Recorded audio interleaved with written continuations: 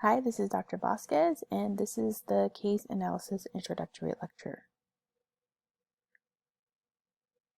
So a few things before we start.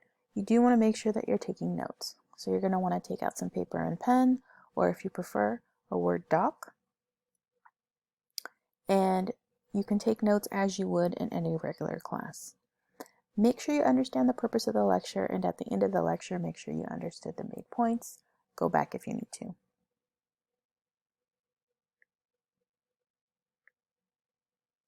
So we have a few objectives for this lecture.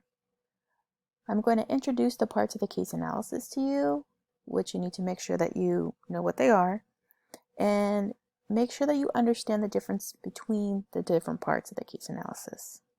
They're not interchangeable. Okay, so a case analysis consists of 5 parts: the problem statement, the analysis section, the alternatives, recommendation, and implementation. Now, in your course pack, in the Student's Guide to Case Analysis, it compresses the recommendation and implementation sections. In our class, make sure you understand that we're actually separating those two things out. The problem statement is sort of a misnomer. There is a problem statement that is a sentence, but each one of these sections in the 5 steps of the case analysis is essentially a short paragraph. Some are longer than others. The problem statement paragraph consists of a few sentences, one of which is a 1-sentence statement of the main problem that your analysis is going to address. When you read a case, it will be comprised of many problems that a company is having. When you write a case analysis, you are choosing the main problem that the company should focus on in order to ease or alleviate the main problem overall. You can think of the problem statement as the thesis of the analysis if we're thinking in terms of English class. And you want to develop it with other sentences that introduce the problem.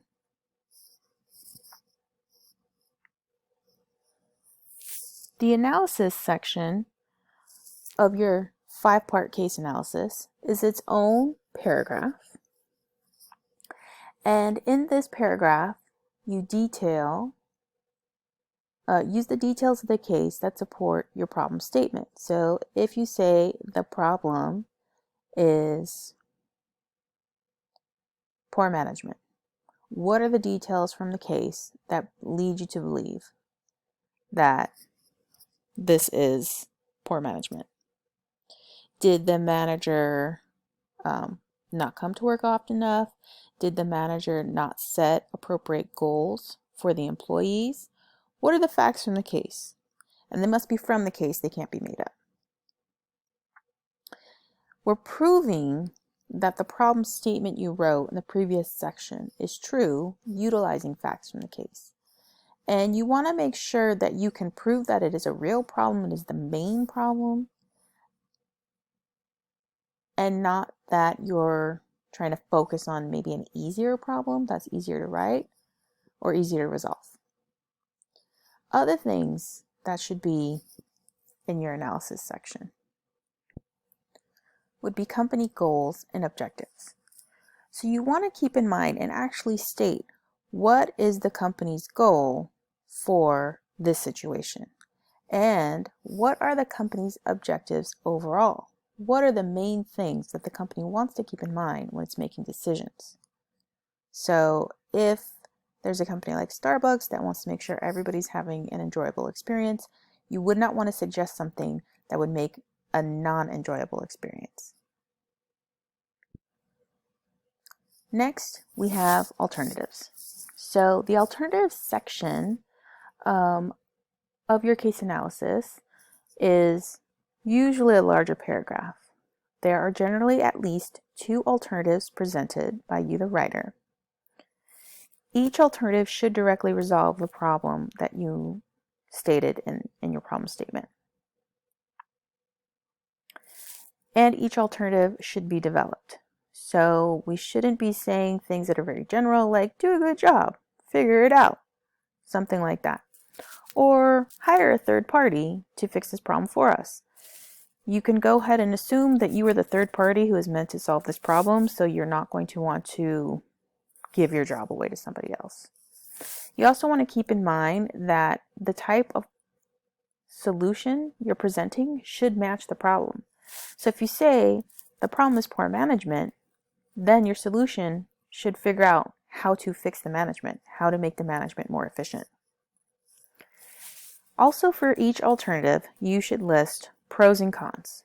So pros tell us how your alternative solves the problem that you stated. Cons tell us how the problem does not solve the problem that you stated, or perhaps does not meet the goals and objectives of the company. You do not want to simply say for your pros or cons that it's going to take time, or it'll be quick, or it will be cheap, or it will be expensive.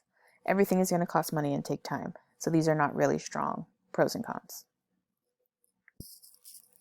In your recommendation section, you should clearly recommend one alternative.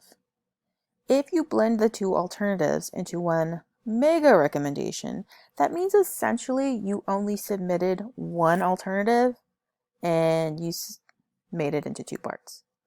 So we don't do a cheat code that way. Always give at least two alternatives and suggest one of them. They should be distinct and separate enough that you would do one or the other. The recommendation, you do not just retype or copy paste the alternative section.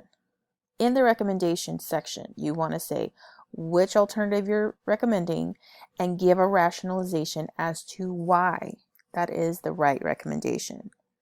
Does it meet more decision-making criteria? Does it meet more of the goals and objectives? Is it the most feasible for the company right now?